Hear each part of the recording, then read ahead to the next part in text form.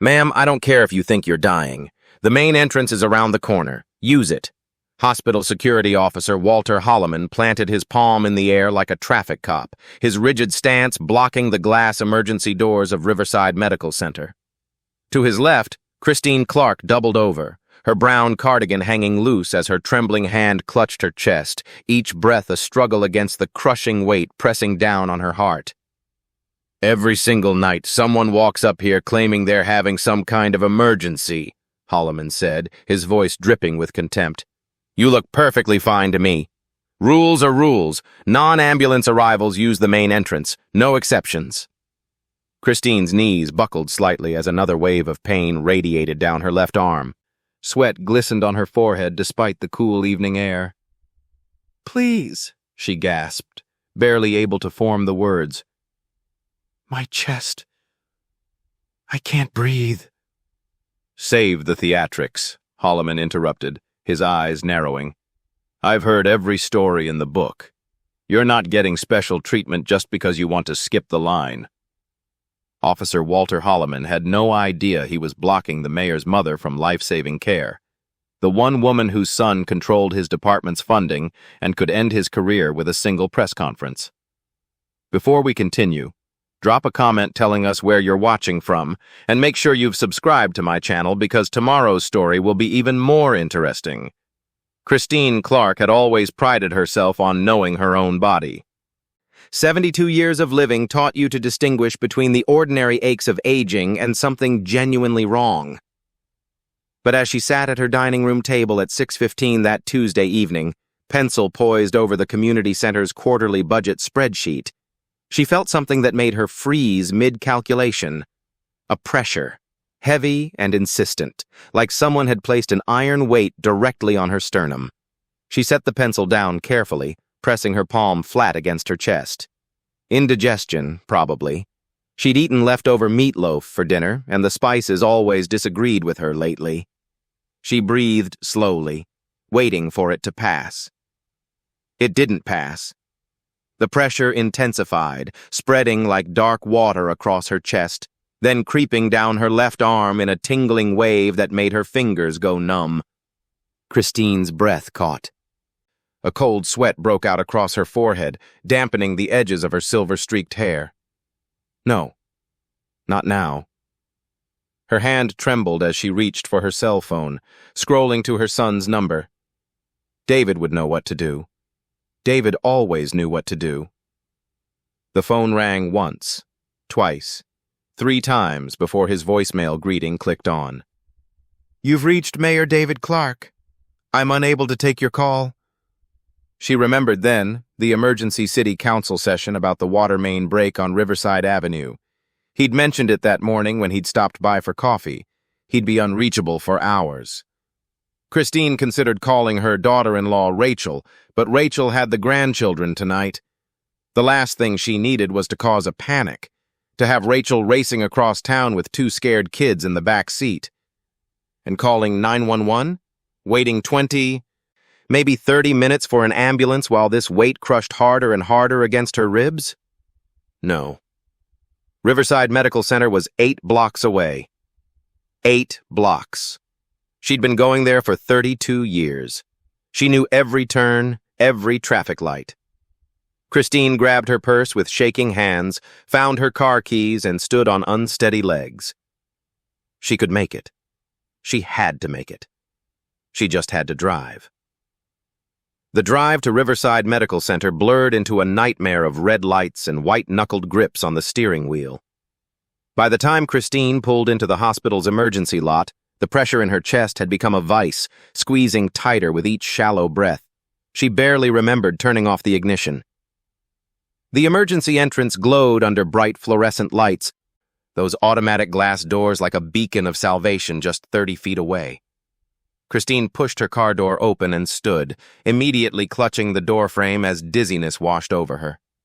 Her brown cardigan hung loose and crooked. Her white blouse clung to her back, soaked with cold sweat. Just make it to the doors. Just make it inside. She took 3 unsteady steps across the pavement, her left hand pressed hard against her sternum, her leather purse dangling forgotten from her right arm. The automatic doors were so close now. She could see the bright triage desk beyond the glass, see the nurses moving behind the counter. Then a figure in a dark blue uniform stepped directly into her path. "Main entrance is around the corner, ma'am." Officer Walter Holloman stood with his shoulders squared, his palm raised in a stop gesture that left no room for negotiation. His hospital security badge caught the overhead lights. His expression was flat, unmoved. Christine stopped, swaying slightly. She tried to speak, but the words came out in a breathless rasp. I need help. My chest." "Main entrance," Holloman repeated, his tone sharpening. He gestured vaguely to his left. "Non-ambulance arrivals use the main doors. It's clearly posted." "Please," Christine managed, her voice barely above a whisper. I think I'm having a heart attack." Holloman's eyes swept over her. The older black woman in rumpled clothes, hair disheveled, clutching her chest like every other person who thought they could skip the line. His jaw tightened. "Everyone thinks they're having an emergency, ma'am," he said coldly. "I've worked here 6 years. You want to know how many people tell me they're dying every single night? Protocol says non-ambulance arrivals use the main entrance, no exceptions." Christine's knees buckled slightly. The world tilted. Holloman didn't move. Christine couldn't feel her left arm anymore. The numbness had spread from her fingertips all the way to her shoulder, and the crushing pressure in her chest had evolved into something sharper, more urgent, like shards of glass grinding against her ribs with every labored breath. Her skin felt cold and clammy. She could feel the color draining from her face, could feel her body surrendering to whatever was happening inside her chest. The bright lights of the emergency entrance seemed to dim at the edges of her vision. She had to get inside. She had to get help. Christine took a lurching step to the left, trying to move around Holloman's imposing frame, trying to reach those automatic doors that were maddeningly, impossibly close. Holloman sidestepped instantly, blocking her path again. His hand moved to the radio clipped to his belt. "Ma'am, I need you to comply, or I'll have to call for additional security," he said, his voice hard with authority. "I'm not going to ask you again. Turn around and use the main entrance." Christine's legs began to shake violently. She pressed her back against the cool glass of the building, the only thing keeping her upright. Each breath came in short, desperate gasps that barely filled her lungs. Tears blurred her vision, tears of pain, of fear, of sheer desperation.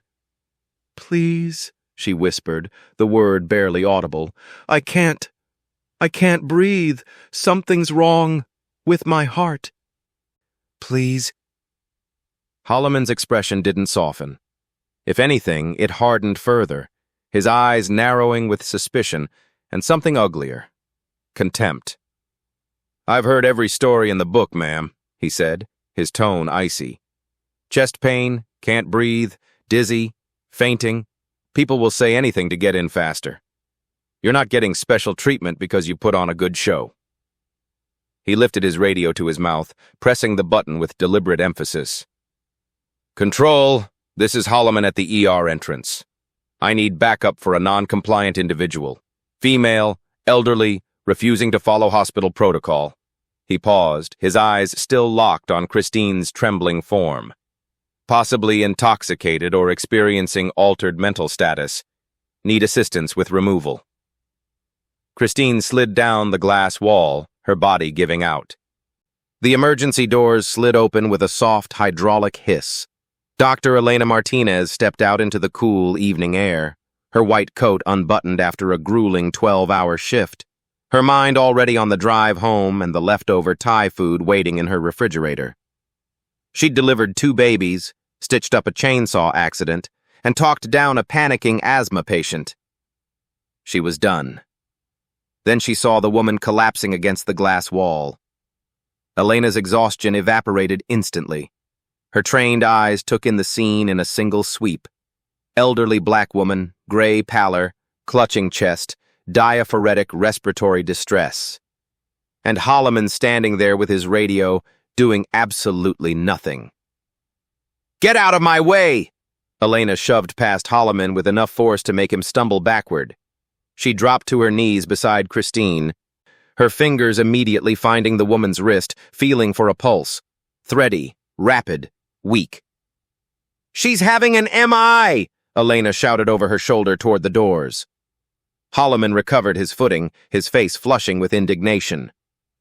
"Dr. Martinez, this woman refused to follow protocol. She needs to use the main—" "I don't care about your protocol," Elena snapped, her voice cutting through his excuse like a scalpel. She looked up at him with fury blazing in her dark eyes. "I'm a physician, and I'm declaring this a medical emergency. Move, or I'll have your badge myself." She didn't wait for his response. Elena turned back toward the emergency entrance, her voice booming with command. "I need a crash cart. I need a gurney now. Possible STEMI, patient in acute distress." The doors burst open. 2 nurses rushed out with a wheelchair, a third right behind them pushing a gurney. They moved with practiced efficiency, lifting Christine's barely conscious body with careful urgency. 72-year-old female, chest pain radiating to left arm, diaphoresis, altered consciousness, Elena rattled off as they wheeled Christine through the doors. "Let's get her on a monitor. I want an EKG, troponin levels, and get cardiology down here immediately." Holloman stood frozen outside, his radio still in his hand, his mouth opening and closing uselessly. The automatic doors slid shut in his face, leaving him alone in the fluorescent glow of the entrance he'd so zealously guarded. The emergency bay erupted into controlled chaos. Christine was lifted onto the examination table, electrodes placed on her chest, an IV line sliding into her arm with practiced precision. The EKG machine spat out a strip of paper that confirmed Dr. Martinez's diagnosis with clinical certainty. "ST segment elevation in leads 2, 3, and AVF, the cardiology resident announced, his voice tight. "Inferior wall MI. "Get her to the cath lab," Dr. Martinez ordered. "She needs an angioplasty now." Christine drifted in and out of consciousness as they worked, the pain in her chest gradually dulling under a cocktail of medications. She heard fragments of urgent voices, felt the gurney moving beneath her, saw the ceiling tiles blur past overhead. Somewhere in the fog, she heard Dr. Martinez's voice close to her ear. "You're going to be okay, Mrs. Clark. We've got you." Mayor David Clark burst through the emergency room entrance 40 minutes later, his tie loosened, his face etched with panic. He'd finally seen his mother's missed call, had listened to her voicemail, 3 seconds of labored breathing before the line went dead. A nurse directed him to the cardiac care waiting room, where he paced like a caged animal until Dr. Martinez emerged in surgical scrubs. "Your mother is stable," she said immediately, and David's knees nearly buckled with relief. "We performed an angioplasty. She had a blockage in her right coronary artery. She's going to recover fully, but it was close, Mr. Mayor, very close." Before David could respond, 2 figures approached from the hallway, Dr. Gerald Preston, the hospital's chief of staff, silver-haired and wearing an expensive suit, and Amanda Torres, the legal director, her expression carefully neutral. "Mayor Clark," Preston began, his voice smooth and conciliatory. "We're so relieved your mother is stable. There seems to have been an unfortunate misunderstanding with our security protocols at the ER entrance. We're reviewing the incident internally." "Misunderstanding?" David's voice was dangerously quiet. "What kind of misunderstanding nearly kills someone having a heart attack?" Torres stepped forward, her smile professional and cold. "We want to handle this appropriately, of course. A full investigation. But we also want to be mindful of how these situations can be misconstrued publicly, especially given your healthcare equity initiative. Negative publicity could undermine all the good work you're doing." David stared at her, disbelief warring with rage. From down the hallway, he heard Holloman's voice giving a report to another security officer. "Subject was aggressive, refusing to follow directions, possibly impaired." Christine spent 3 days in the cardiac care unit, her chest stitched with the small incision from the angioplasty, her heart monitored by machines that beeped steadily through the nights. The stent in her right coronary artery had restored blood flow, and with each passing hour, color returned to her face, strength to her limbs. On the second day, when her mind had cleared from the fog of medication and trauma, she told David and his wife Rachel everything. She described the crushing pain at her dining room table, the desperate drive to the hospital. And then, her voice breaking, she described Walter Holloman's palm thrust in her face, his cold dismissal, his accusation that she was faking, his radio call describing her as intoxicated while she collapsed against the glass. Rachel's hand flew to her mouth. David's jaw clenched so tight that Christine could see the muscle jumping beneath his skin. "He watched you collapse," Rachel whispered, tears streaming down her face. "He watched you having a heart attack and did nothing." David stood abruptly, his chair scraping against the hospital floor. "I'm requesting every piece of security footage, every incident report, every communication log from that night." 2 weeks later, David sat in the hospital's main conference room for a preliminary board review. Christine, still recovering at home, had insisted he go without her. Hospital board chair. Margaret Whitmore presided over the meeting, flanked by Dr. Preston and Amanda Torres. "We've conducted a thorough internal review," Whitmore began, her tone businesslike. "We'd like to present the relevant security footage." The lights dimmed. A screen descended from the ceiling. The footage began with Christine approaching the emergency entrance. But something was wrong. The timestamp jumped erratically. The audio cut in and out. What David saw was a disjointed narrative, his mother gesturing animatedly, appearing to argue. Holloman standing calmly, professionally. The moment when she slid down the wall looked almost theatrical, absent the context of her desperate pleas. Holloman's most damning statements, the contempt, the accusations, the deliberate blocking, were simply gone, edited into non-existence. "As you can see," Torres said smoothly, "Officer Holloman followed protocol. Your mother became increasingly agitated and non-compliant. His report reflects what the footage shows." David stared at the screen, rage building like pressure behind his eyes. They were calling his mother a liar. The email arrived in David's personal inbox at 11:47 p.m., 3 days after the disastrous board review. The sender's address was a string of random numbers and letters, the subject line blank. The message contained only 7 words. "They're erasing the real footage. Loading dock. Midnight." David should have ignored it, should have forwarded it to his security detail, should have done a dozen things that didn't involve driving alone to a darkened hospital loading dock at midnight. But he went anyway. A figure emerged from the shadows near the dumpsters. Young, maybe 25, wearing a hospital IT department polo shirt and carrying a laptop bag. He glanced around nervously. "I'm Marcus Chen. I work in the server room," he said quickly, pulling a flash drive from his pocket. "They told me to archive the ER footage from that night. When I pulled the files, I saw what they'd cut, what they'd buried." He pressed the drive into David's hand. "This is the original. Everything. But you didn't get it from me." Before David could respond, Marcus disappeared back into the shadows, leaving David standing alone with the tiny piece of plastic that contained the truth. David's home office became a war room that night.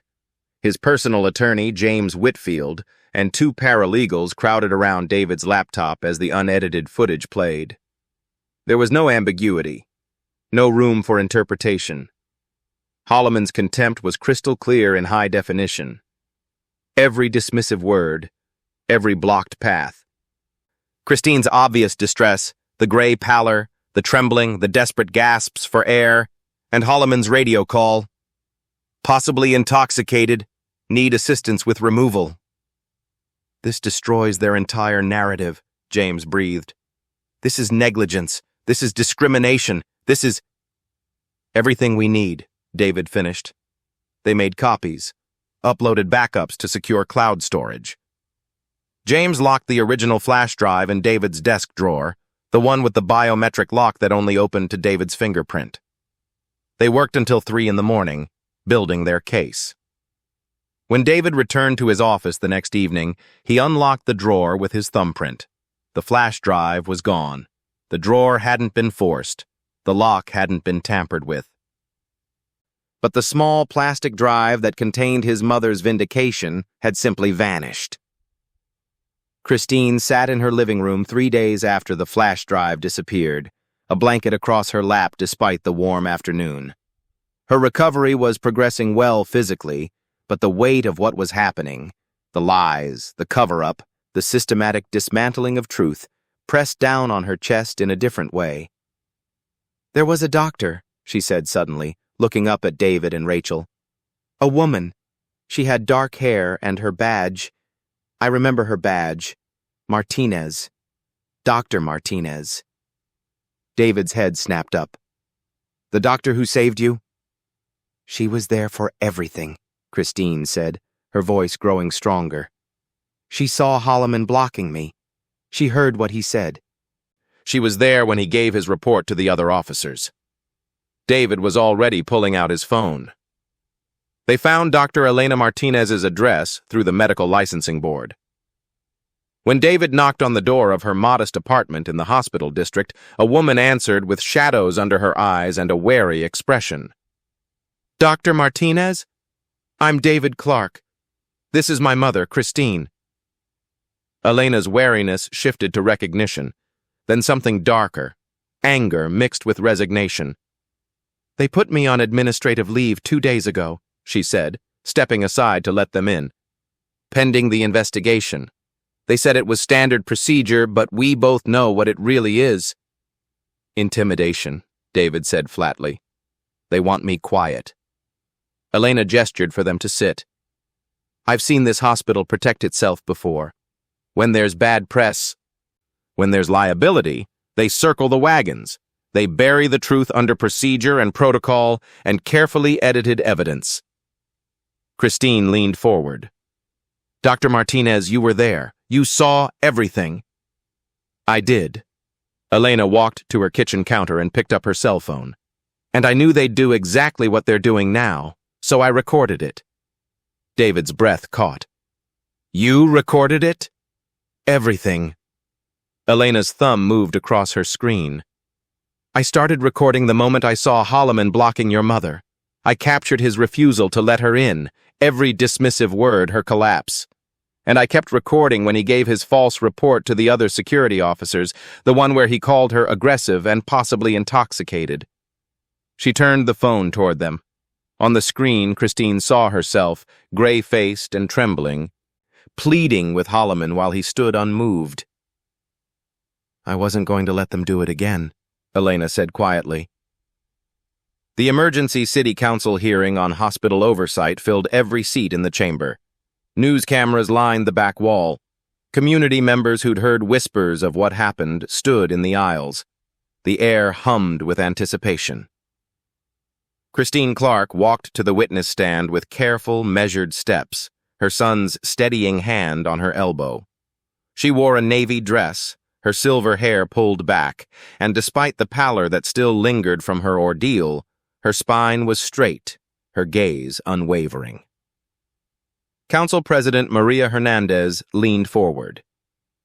"Mrs. Clark, please tell us what happened on the night of October 15th. Christine's voice started soft but grew stronger with each word. She described the crushing pain, the desperate drive, the glass doors so close she could see the nurses beyond them. And then she described Walter Holloman's palm thrust in her face, his cold dismissal of her pleas, his accusation that she was faking while her heart muscle died from lack of oxygen. "I thought I was going to die on that pavement," Christine said, her voice breaking only slightly. "Not because my heart was failing, but because someone decided I wasn't worth saving." The chamber was utterly silent. "We have video evidence," David announced, rising from his seat. Dr. Elena Martinez, the physician who intervened and saved my mother's life, recorded the incident on her personal phone. Dr. Martinez stepped forward, connecting her phone to the chamber's display system. The large screens flickered to life. For 6 minutes and 43 seconds, the council chamber watched the truth unfold in high definition. Holloman's contemptuous expression. Christine's trembling hands pressed against her chest, his dismissive gestures, her desperate whispers for help, her body sliding down the glass wall, his radio call describing her as possibly intoxicated. The footage ended with Holloman standing alone outside the locked doors, unmoved, while inside, medical staff fought to save Christine's life. The silence that followed was profound. Then the chamber erupted. 3 weeks later, the reforms were announced at a packed press conference. Walter Holloman had been terminated. The hospital issued a formal public apology. New protocols mandated that any individual presenting at emergency entrances would be immediately assessed by medical staff, not security. Mandatory bias training for all hospital personnel, civilian oversight committee for security operations. Christine stood at the podium beside her son, her voice steady and clear. No one should have to prove they're dying to receive compassion. What happened to me happens to too many people. People who don't have a son who's mayor, people whose stories get buried instead of heard. She looked directly into the cameras. This isn't just about me anymore. This is about every person who will walk through those doors after me. They deserve better. They deserve dignity. They deserve care. The applause lasted a full minute. Christine Clark, retired schoolteacher who'd spent her life avoiding confrontation, had found her voice, and in doing so, had ensured that her suffering would create lasting change for countless others who would come after her.